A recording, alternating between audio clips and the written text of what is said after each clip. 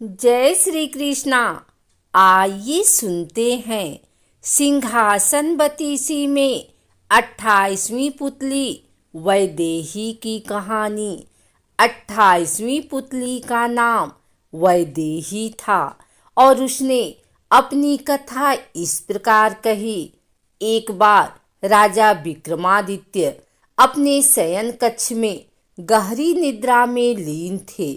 उन्होंने एक सपना देखा। एक स्वर्ण महल है जिसमें रत्नमाणिक इत्यादि जड़े हैं। महल में बड़े बड़े कमरे हैं जिनमें सजावट की अलौकिक चीजें हैं। महल की चारों ओर उद्यान है और उद्यान में हजारों तरह के सुंदर सुंदर फूलों से लदे पौधे हैं। उन फूलों पर तरह तरह की तितलियां मंडरा रही हैं और भंवरों का गुंजन पूरे उद्यान में व्याप्त है। फूलों की सुगंध चारों ओर फैली हुई है और सारा दृश्य बड़ा ही मनोरम है। स्वच्छ और शीतल हवा बह रही है और महल से कुछ दूरी पर एक योगी साधनारत है। योगी का चेहरा गौर से देखने पर विक्रम को वह अपना हम शक्ल मालूम पड़ा। यह सब देखते देखते ही विक्रम की आंखें खुल गई। वे समझ गए कि उन्होंने कोई अच्छा सपना देखा है। जगने के बाद भी सपने में दिखी हर चीज उन्हें स्पष्ट याद थी। उन्हें अपने सपने का मतलब समझ में नहीं आया। सारा दृश्य अलौकिक अवश्य था मगर मन की उपज नहीं माना जा सकता था। राजा ने बहुत सोचा पर उन्हें याद नहीं आया कि कभी अपने जीवन में उन्होंने ऐसा कोई महल देखा हो। चाहे इस तरह के किसी महल की कल्पना की हो। उन्होंने पंडितों और ज्योतिषियों से अपने सपने की चर्चा की और उन्हें इसकी व्याख्या करने को कहा। सारे विद्वान और पंडित इस नतीजे पर पहुंचे कि महाराजाधिराज ने सपने में स्वर्ग का दर्शन किया है तथा सपने का अलौकिक महल स्वर्ग के राजा इंद्र का महल है। देवता शायद उन्हें वह महल दिखाकर उन्हें सशरीर स्वर्ग आने का निमंत्रण दे चुके हैं। विक्रम यह सुनकर बड़े आश्चर्य में पड़ गए। उन्होंने कभी भी न सोचा था कि उन्हें स्वर्ग आने का इस तरह निमंत्रण मिलेगा। वे पंडितों से पूछने लगे कि स्वर्ग जाने का कौन सा मार्ग होगा तथा स्वर्ग यात्रा के लिए क्या क्या आवश्यकता हो सकती है। काफी मंथन के बाद सारे विद्वानों ने उन्हें वह दिशा बताई जिधर से स्वर्गरोहण हो सकता था तथा उन्हें बतलाया कि कोई पुण्यात्मा जो सतत भगवान का स्मरण करता है तथा धर्म के पथ से विचलित नहीं होता है वही स्वर्ग जाने का अधिकारी है। राजा ने कहा कि राजपाट चलाने के लिए जानबूझकर नहीं तो भूल से ही अवश्य कोई धर्म विरुद्ध आचरण उनसे हुआ होगा। इसके अलावा कभी कभी राज्य की समस्या में इतने उलझ जाते हैं कि उन्हें भगवान का स्मरण नहीं रहता है। इस पर सभी ने एक स्वर से कहा कि यदि वे इस योग्य नहीं होते तो उन्हें स्वर्ग का दर्शन ही नहीं हुआ होता। सबकी सलाह पर उन्होंने राजपुरोहित को अपने साथ लिया और स्वर्ग की यात्रा पर निकल पड़े। पंडितों के कथन अनुसार उन्हें यात्रा के दौरान 2 पुण्य कर्म भी करने थे। यह यात्रा लंबी और कठिन थी। विक्रम ने अपना राजसी वेश त्याग दिया था और अत्यंत साधारण कपड़ों में यात्रा कर रहे थे। रास्ते में एक नगर में रात में विश्राम के लिए रुक गए। जहाँ रुके थे वहाँ उन्हें एक बूढ़ी औरत रोती हुई मिली। उसके माथे पर चिंता की लकीरें उभरी हुई थी तथा गला रोते रोते रुधा जा रहा था। विक्रम ने द्रवित होकर उससे उसकी चिंता का कारण पूछा तो उसने बताया कि उसका एकमात्र जवान बेटा सुबह ही जंगल गया लेकिन अभी तक नहीं लौटा है। विक्रम ने जानना चाहा कि वह जंगल किस प्रयोजन से गया। बूढ़ी औरत ने बताया कि उसका बेटा रोज सुबह जंगल से सूखी लकड़ियां लाने जाता है और लकड़ियां लाकर नगर में बेचता है। लकड़ियां बेचकर जो पैसा मिलता है उसी से उनका गुजारा होता है। विक्रम ने कहा कि अब तक वह नहीं आया है तो आ जाएगा। बूढ़ी औरत ने कहा कि जंगल बहुत घना है और नरभक्षी जानवरों से भरा पड़ा है। उसे शंका है कि कहीं किसी हिंसक जानवर ने उसे अपना ग्रास न बना लिया हो। उसने यह भी बताया कि शाम से वह बहुत सारे लोगों से विनती कर चुकी है कि उसके बेटे का पता लगाएं, लेकिन कोई भी जंगल जाने को तैयार नहीं हुआ। उसने अपनी विवशता दिखाई कि वह बूढ़ी और निर्बल है, इसलिए खुद जाकर पता नहीं कर सकती है। विक्रम ने उसे आश्वासन दिया कि वे जाकर उसे ढूंढेंगे। उन्होंने विश्राम का विचार त्याग दिया और तुरंत जंगल की ओर चल पड़े। थोड़ी देर बाद उन्होंने जंगल में प्रवेश किया तो देखा कि जंगल सचमुच बहुत घना है। वे चौकन्ने होकर थोड़ी दूर आए तो उन्होंने देखा कि एक नौजवान कुल्हाड़ी लेकर पेड़ पर दुबका बैठा है और नीचे एक शेर घात लगाए बैठा है। विक्रम ने कोई उपाय ढूंढकर शेर को वहां से भगा दिया और उस युवक को लेकर नगर लौट आए।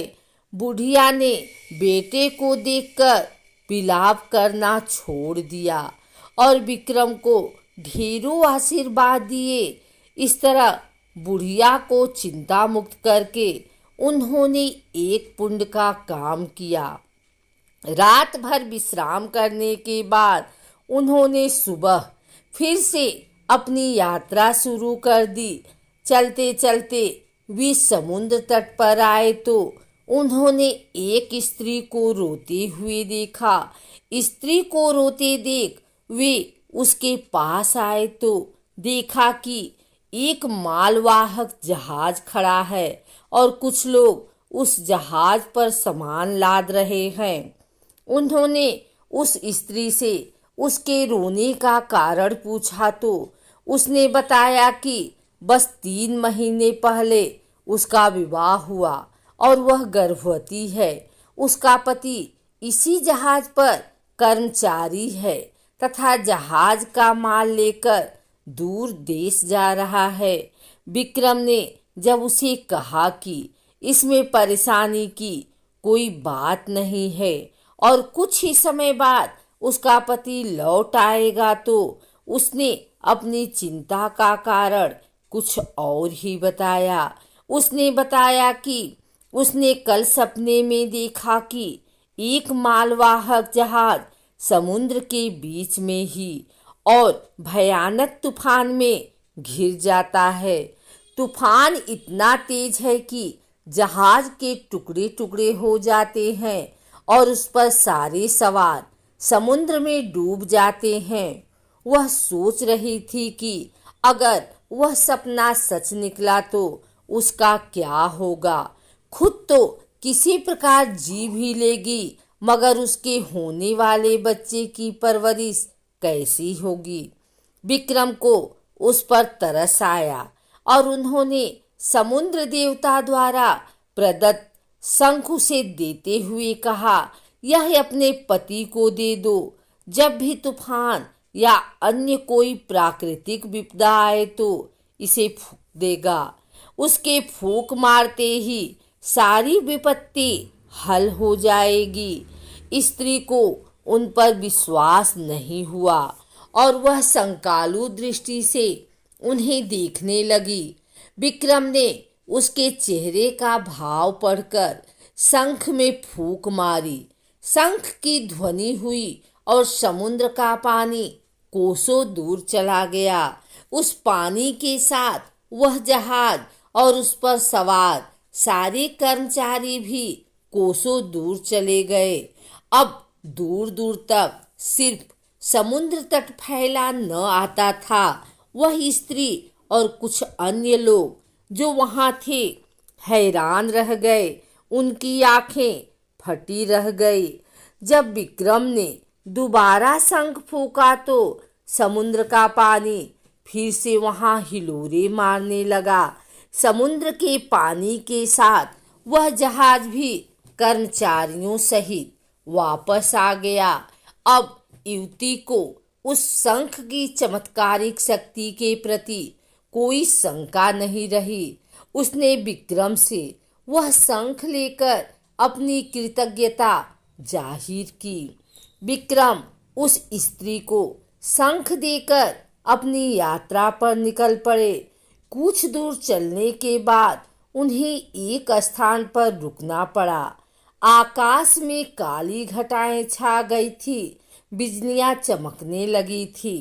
बादल के गर्जन से समूचा वातावरण हिलता प्रतीत होता था।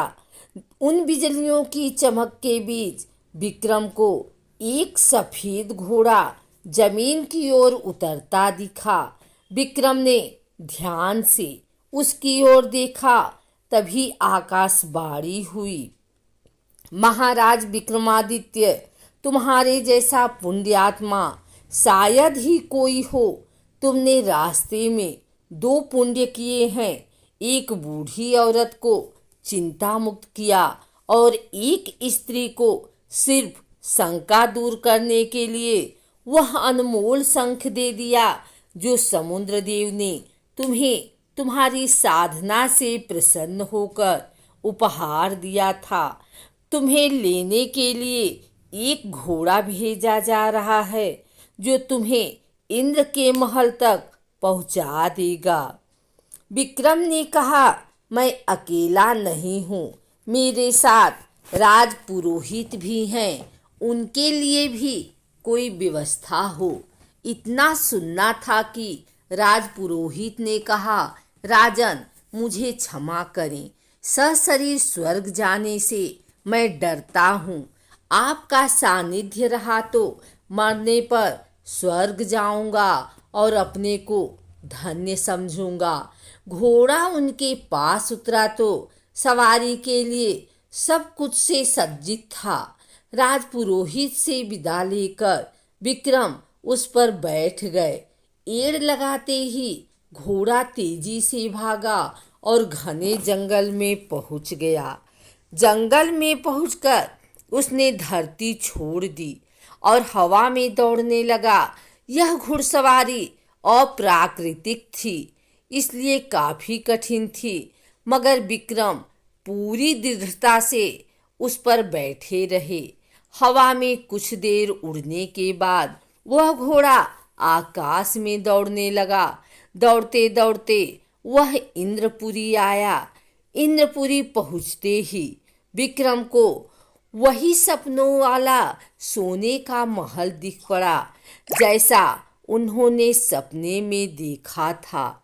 ठीक वैसा ही सब कुछ था।